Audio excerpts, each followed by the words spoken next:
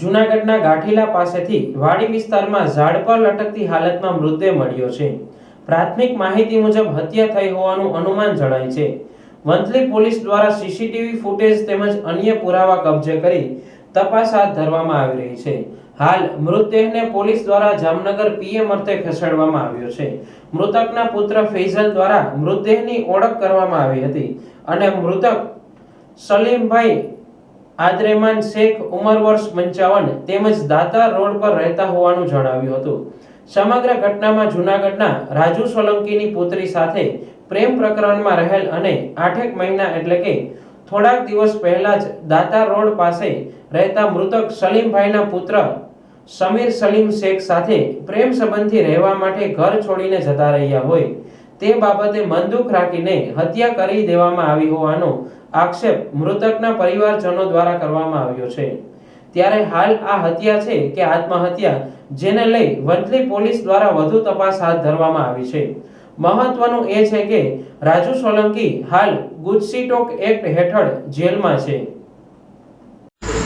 મારું નામ શેખ ફૈઝલ સલીમભાઈ, અમે રહેવાસી દાતાવાડ પોલીસ લાઈન સામે આજ રોજ મારા પપ્પાનો બનાવ ફોન આવેલો કે અમારે અહીંયા કે ગળો ફાંસો ખાઈ ગયેલા છે, તમે અહીંયા આવો।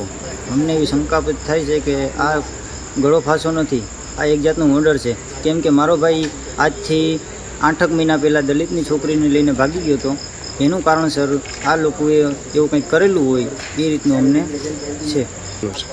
આ છોકરી છે જૂનાગઢની ને આ બનાવ બન્યો છે અહીંયા વાડલા ફાટક આવે ને એ પણ આ કોઈ ગળો ફાંસો એવું લાગતું નથી। આને તમે જામનગર લઈ જાઓ તો જ એ કે થાય આમાં, એ કે બાકી કે આ અમારુંથી નહીં થાય, એ કે આ એ સુસાઇડ નથી, એ કે આ મર્ડર જ છે, એ કે એટલે અમને એવું લાગે છે કે આ મર્ડર છે ને આની ઉપર કડકમાં કડક કાર્યવાહી થાય એવી અમારી માંગ છે। અમને એવું લાગે છે કે મારા ભાઈ આજથી 6 મહિના 8 મહિના પહેલાં છોકરી બગાડી ગઈ હોય એના લીધે શંકાબદ્ધથી એવી રીતે થઈ શકે। એ લોકો જૂનાગઢના જ રહેવાસી છે, અમે જૂનાગઢમાં જ રહીએ છીએ, બાજુમાં પાછળ આગળ પાછળ નહીં। વંથલી ડૉક્ટરે એમ કીધું કે અમે આમાં એ કે બહુ કહી ન શકીએ, પણ કે બહુ ગંભીર છે એ કે કેસ, એ કે તો કે તમે એ કે છે ને જામનગર લઈ જવાની છે।